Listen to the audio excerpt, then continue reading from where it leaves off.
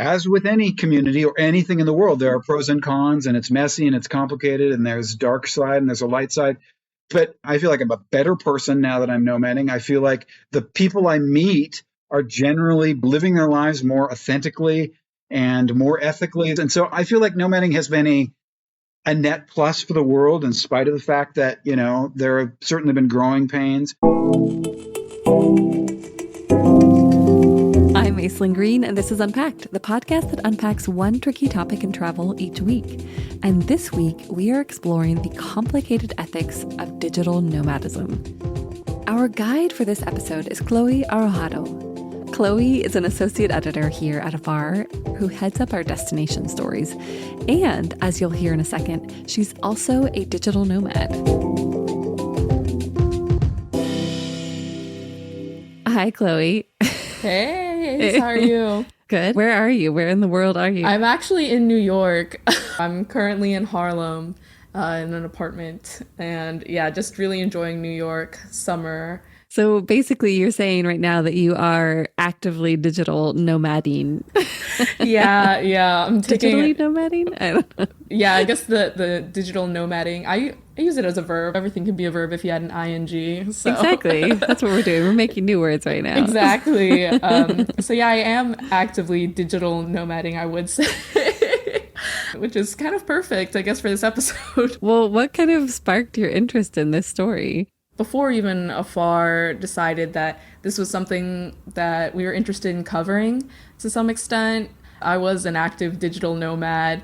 There was a period of my life where I was living out of my car, traveling across the country, and then typing articles at Panera Breads in random small towns. But it's been, I think, a very interesting ride, seeing the rise of things like van life and how people are living out their digital nomad dreams, whether that be being in a small town in another country or going to national parks every weekend. I think just the amount of interesting people I've met and then seeing how travel has changed has made me really interested in learning more about digital nomadism and how that's impacting travel overall. Yeah. And for this episode, you focus specifically on ethics. What has your experience around that been? How has that evolved for you as you've nomaded? Yeah, exactly. Actually, that's a great question because, it's not something that I had thought about, in the ethical sense when I first started doing it. I was like, okay, I'm just working on my laptop in a coffee shop and then not really thinking broader than that, what that actually means. For me, it was visiting other countries, for example, when I was in Medellin in Colombia and seeing, the extent that digital nomadism has impacted communities. There's a whole neighborhood called El Poblado, which is basically the hotspot for digital nomads. And it's very obvious in the way that, how much more expensive things are over there when it comes to apartments, foods, the makeup of the community there, a lot of foreign expats, and seeing, I guess the different attitudes people had towards digital nomads, because for them, they were like, oh, we're helping the Colombian economy by putting our money there. And, thinking that's kind of the end of the conversation, while locals are like, no, you're actually displacing us, raising rents and doing a lot of things that a lot of people, I think, read about when it comes to digital nomads, especially because a lot of people who are digital nomads, as you'll hear in the podcast episode, do have privileges, whether that be passport privilege or, socioeconomic privilege. And seeing how that can really change communities, even if in your eyes you're just working on a laptop in a coffee shop. There's going to be so much to dig into. Well, before I let you go, you have some stories online that are actually offering some concrete advice for digital nomads, right? Yeah, we're going to definitely have some things on, whether that be places to look at if you're interested in working remotely, or intel as to, what is exactly a digital nomad, how would you define it, and kind of getting into that, because sometimes it's can be very hard to define, as we know in this episode. Sweet. Okay. We will link to all of that in our show notes. Well, thank you so much, Chloe. Thank you, Ace. I'm really excited to get into it. Yeah. All right, let's go. Yeah. Woo. Picture this. You're in Bali, Indonesia, working remotely from your laptop. Right outside your window are the calm blue waters and white sands of the beach. It's the perfect day to go surfing. and you decide you're going to do just that. At least after your Zoom meeting. You've probably heard of the not-so-elusive digital nomad, whether they're creating hotspots in Bali and Lisbon or allegedly raising rent prices in Mexico. These work-from-anywhere travelers seem to be all the rage in our post-pandemic society. I mean, it makes sense considering that working away from the office is now so much more common. In 2022, 34% of employed people did at least some of their work at home, compared to just 24% in 2019. But what exactly is a digital nomad anyways? I spoke with Olga Hannanen, a researcher at the University of Eastern Finland. Hannanen co-authored a 2020 paper that attempted to define this group of workers. And as it turns out, the term digital nomad was actually first used more than 20 years ago by authors Sugio Makimoto and David Manners. They wrote a book called Digital Nomad, and they tried to estimate the pace of technological development and how that would influence our life, how that would change our travel patterns and the way we accomplish work. In that book, Makimoto and Manners actually predicted the remote work situation, and it was scarily accurate. Listen to this quote from the book. With the ability to tap into every worldwide public information source from anywhere on the globe, and the ability to talk to anyone via a video link, humans are going to be given the opportunity, if they want it, of being global nomads. And remember, this book was published in 1997. According to Hannanen's paper, there are 3 parts to being a digital nomad. First, they're highly mobile professionals. Second, they have location-independent jobs. And thirdly, they travel on a semi-permanent basis. But it's important to remember that there's actually no one agreed-upon set of qualifications that makes someone a digital nomad.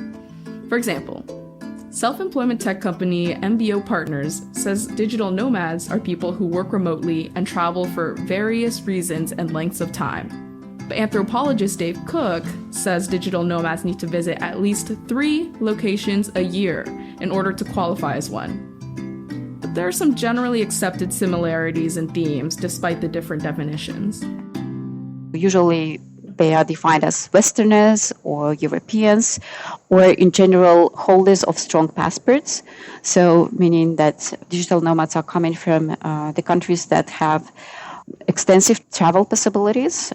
Oftentimes, these people work in sectors like IT, digital marketing, writing, and even online teaching. As to why someone would want to become a digital nomad, it all comes down to travel. Their ability to explore places flexibly makes them a traveler and consumer category all on their own. So much so that tourism boards are working on special ways to market their city, state, or even country to them.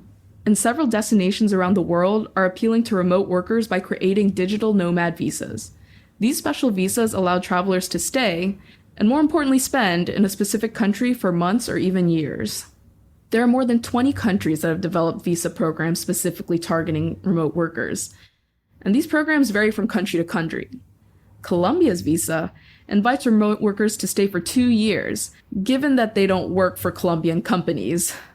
Meanwhile, Canada released its plans for a digital nomad visa in July 2023, actually offering to extend a traveler's stay in the country if they land a job with a Canadian employer. Another country getting in on the action is Croatia, which released its digital nomad visa in 2020. Their visa allows remote workers and their family members to stay in Croatia for up to a year, given that they make around 2,500 euros a month. One of the visa's biggest advocates is Lucy Jerkovic, head of the global PR department for the Croatian National Tourist Board. You're attracting them to a country that has a mild climate, that's well connected, that's beautiful in and of itself, that tourists flock to all the time. For them to come and enjoy it in the off season when the cost of accommodation is less. Croatian cities Dubrovnik and Istria have further appealed to digital nomads with a program called Digital Nomads in Residence. Usually held over a month, the program puts together cultural activities and workshops, encouraging digital nomads to spend time in the destination when it's not flooded with tourists. What I think we're doing as a tourist board is we're trying to make Croatia more interesting in the shoulder season and year-round, which, digital nomads can also do that. Come in the spring, come in the fall, come in the middle of winter. Yep, even winter. Lucy says that in 2022, Easter hosted the program during the first week of December. And while it wasn't exactly warm enough for a swim by the coast, the mild weather was pretty good for being out in nature. So if they come and they stay in December and see that, instead of one restaurant in the place being open, there can be 2 or 3, then there's going to be more people coming there. And I think that will just kind of alleviate the burden in the high peak season. And if they're making significantly more money, they have a lot of money to be able to spend. So then you're going to be developing products for them to spend it on. So it is a way of bringing in money into the systems. Croatia's digital nomad visa offers a number of benefits for remote workers. One of its biggest being that they're not required to pay income taxes to the Croatian government. But that doesn't mean travelers are exempt from paying taxes back home. Plus, because the country entered the Schengen zone at the beginning of 2023, holders of the visa are also allowed free movement throughout this region of 27 countries in Western and Central Europe during their year in Croatia. All of this to say, there are definitely benefits for digital nomads. And Lucy, as well as the Croatian government, believe the remote work system has benefits for Croatia too, like culture-changing benefits. The country has a low population, which keeps decreasing from census to census. That's not good. It's a country that's been known for emigrating, so leaving the country, bringing people back is also important for longer-term demographic growth. Some of these digital nomads could eventually become full-time and tax-paying residents. If you're bringing people into the country that explore the country and see it as a good place to live and work, they might forego the taxation benefit for that 1 year and they move here permanently, taking the taxes into consideration. But what about the not-so-positive effects of digital nomads we all hear about? As foreigners with higher incomes come to stay in a place like Croatia, I had to ask Lucy, has there been a lot of pushback from locals? I don't think so. I think more pushback ends up happening, but that happens to students as well as other populations that are residing in cities that tend to be in high tourist areas. It tends to be those that want to stay longer term that get pushed out of accommodation due to the seasonality of tourism in the country. In reality, Lucy says digital nomads are more likely to be on the other side of the issue.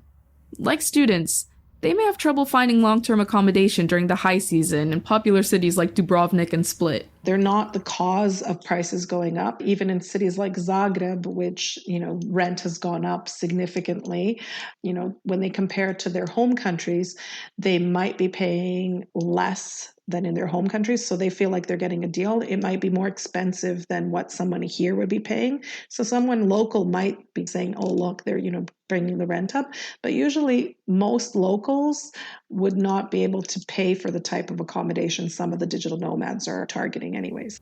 Besides a few additional amenities, Lucy said she hasn't really seen landlords charging more or transforming their apartments to appeal to digital nomads.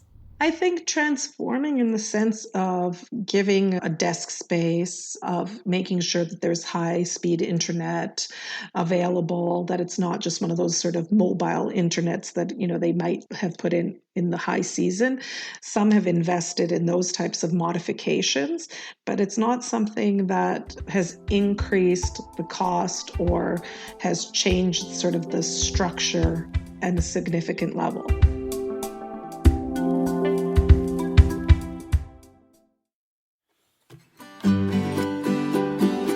Not all communities have seen remote workers as a welcome answer to tourism ills. But for that side of the story, we have to travel halfway around the world to the shores of Hawaii. During the pandemic, Hawaii was one of the states that suffered the most. Hawaii is actually highly dependent on the tourism economy, and the pandemic just destroyed the industry. By August 2020, more than 1 out of 6 jobs were gone. That year, a nonprofit called Movers and Shakas created a program inviting 50 remote workers to live in Hawaii for a month.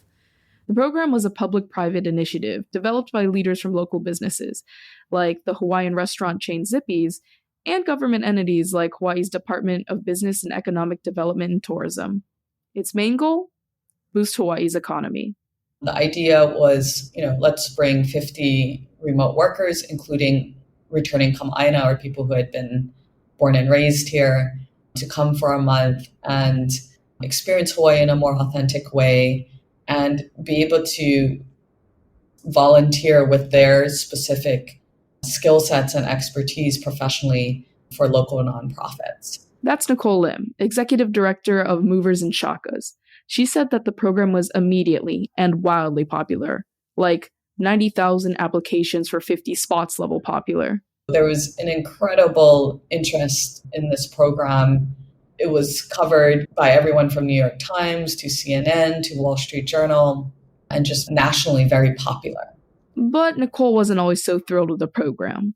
Before she joined Movers and Shakas, she, along with other locals, protested the idea of remote workers coming to Hawaii's shores. So a mainland acquaintance had reached out and asked me, oh, should I apply for this? And when I looked it up, I was like, WTF, like, why are we bringing tech bros drenched with COVID to Hawaii during a pandemic? They're going to drive my rent up.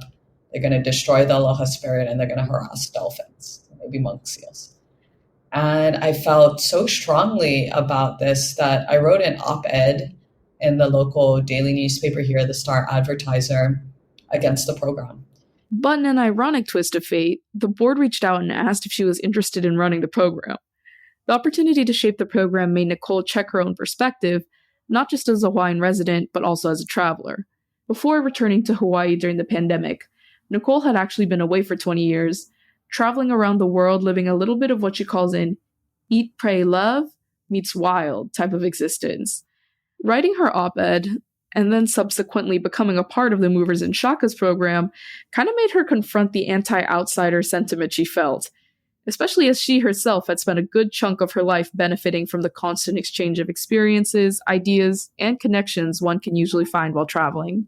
That us versus them tribal mentality, that anti-outsiderism is so innate, like it is psychologically programmed, evolutionarily programmed in our brains. And it's strong, it's powerful, it's palpable. And we have to acknowledge that it exists. We can't really deny or repress it. And also kind of do that inner work through the discomfort, and ask ourselves, well, how do we bring newcomers into a community? How do we learn and grow from each other? And how do we ultimately hold everyone accountable to the community, including ourselves? With this first group of digital nomads, Nicole wanted to emphasize the importance of living Hawaii's values. Values like kindness and compassion in the spirit of aloha and kuleana, the reciprocal relationship that comes from a person's responsibility. But even though she set out to create a community with good intentions, the program participants weren't exactly welcomed with open arms. It was kind of what I wrote in that op-ed, like, why are we bringing people into Hawaii during COVID? And they tend to have a lot of money, and they're going to rent or buy places, which did happen, actually, not necessarily participants in our program, but a lot of remote workers, a lot of people from California came and bought places here. This is a trend over decades now, but people who are born and raised here can't afford to stay. And so they have to move away. We became, I think, a lightning rod for that, like a place to put that anger. So Nicole got to work, consistently evolving the program to match the needs of the destination. With assistance from the University of Hawaii Economic Research Organization, she and the program decided to partner with a hotel for their second cohort in 2022. Participants shared a floor in the hotel as the program aimed to create a sort of Olympic Village-style atmosphere. The organization shifted the focus away from recruiting remote workers, instead directing efforts at helping new and returning residents live and work in Hawaii. The program also decided to appeal to local employers and help them retain and empower leaders. It's kind of like we're a startup, and we're trying to evolve with the world. We're always thinking about how can we make the biggest impact on Hawaii. For Nicole, the program is all about bringing in talent that can benefit the state in some way. I think remote workers, like anyone, have an opportunity and a responsibility to their host communities, right? To be a part of it, to contribute. And I encourage remote workers to do so. There might not be like a Movers and Shakas remote worker program that helps facilitate that. So, you might have to take more of an initiative. But like anything, I think, the more you're a part of a community, the deeper the experience you have is. Lim has learned a lot as the program's executive director and has suggestions for remote workers hoping to integrate with the communities they visit. First, think about how you're consuming resources in a community.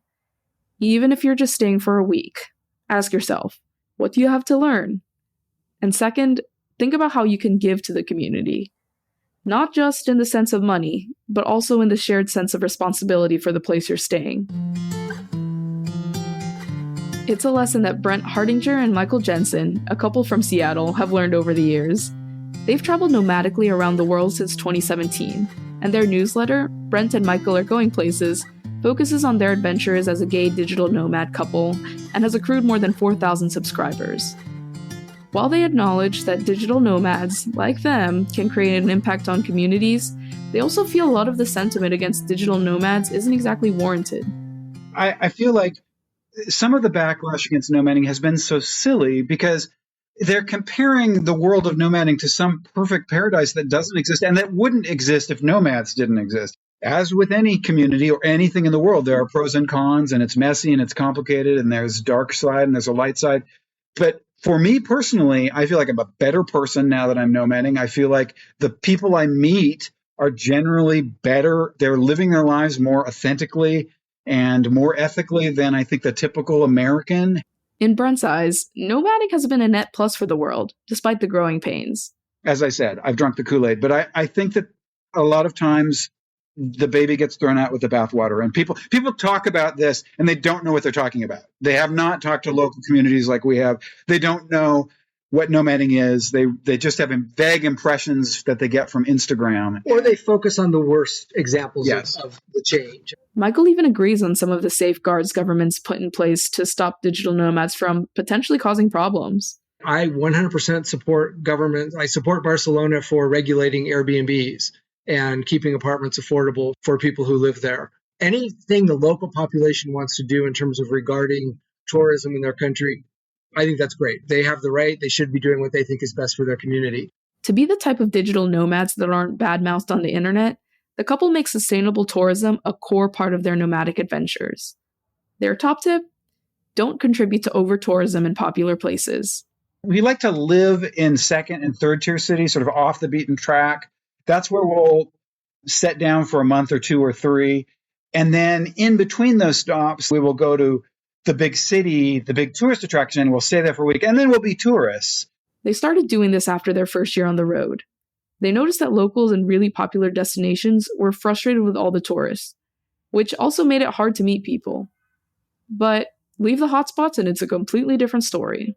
You go 5 feet to either direction off the beaten track, and people are so flattered and honored you come to stay in their community. And then it's really easy to meet local people, and they're honored that you're there, and it's just a better experience. Brent and Michael also try to lessen their leakage, which is a measurement of how many tourism dollars leave the local economy and instead benefit multinational corporations, foreign companies, or even countries. For them, minimizing leakage comes in the form of being hyper-vigilant when spending money. They do things like hire local guides and stay at places run by people in the community, even if it's an Airbnb.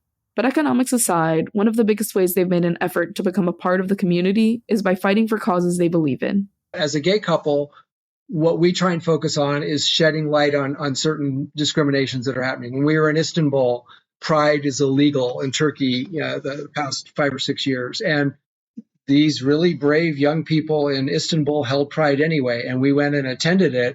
And we marched with them, and we got tear gassed along with them, and then we wrote about it. So we shared their story.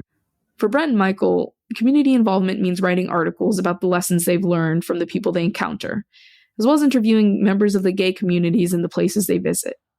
They say, whatever issue you're passionate about, find a way to support it, and find a way to do it. Maybe you're really concerned with the environment. Maybe you're concerned with racial issues. Maybe it's equality of women, how women are treated in different countries. All kinds of volunteer opportunities you can do. But Michael says, don't let perfect be the enemy of good enough. You're not going to go out and solve all the world's problems in one fell swoop.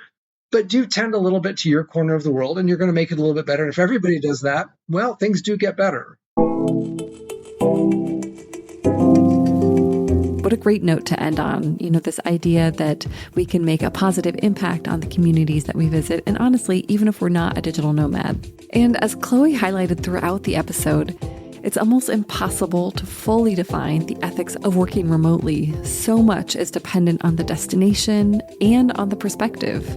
We've heard stories about how people can see remote workers as a solution to tourism problems, as well as the ways that they can make a destination's problems worse. It's a lot to sit with. And Chloe also shared that it can be disheartening when communities we visit aren't as welcoming as we want them to be. But she says, as travelers, we have the power to change perceptions. And it really starts with a genuine effort to connect with others. If you'd like to test out this lifestyle, we'll share links to some of our digital nomad stories in our show notes, including the ones that Chloe mentioned at the top of the episode. And you can keep up with Chloe's constantly moving lifestyle on Instagram at HeyChloeK. If you'd like to follow Brent and Michael, check out their website and sign up for their newsletter at brentandmichaelaregoingplaces.com. To learn more about movers and shakas, visit moversandshakas.org. And if you're interested in Croatia's digital nomad visa, apply at mup.gov.hr. We'll share the full link in our show notes. And that's it for this week. Thank you so much for listening. Next week, we'll be back with another If These Walls Could Talk, our series that explores the stories and secrets hotels can tell us about the places we visit. We'll see you then. Ready for more unpacking? Visit afar.com and be sure to follow us on Instagram and Twitter. We're at Afar Media. If you enjoyed today's exploration, I hope you'll come back for more great stories. Subscribing makes this easy. You can find Unpacked on Apple Podcasts, Spotify, or your favorite podcast platform. And be sure to rate and review the show. It helps other travelers find it. This season, we also want to hear from you. Is there a travel dilemma, trend, or topic you'd like us to explore? Email us at unpacked@afar.com. This has been Unpacked, a production of Afar Media. The podcast is produced by Aislinn Green and Nikki Galteland. Music composition by Chris Collin. And remember, the world is complicated. We're here to help you unpack it.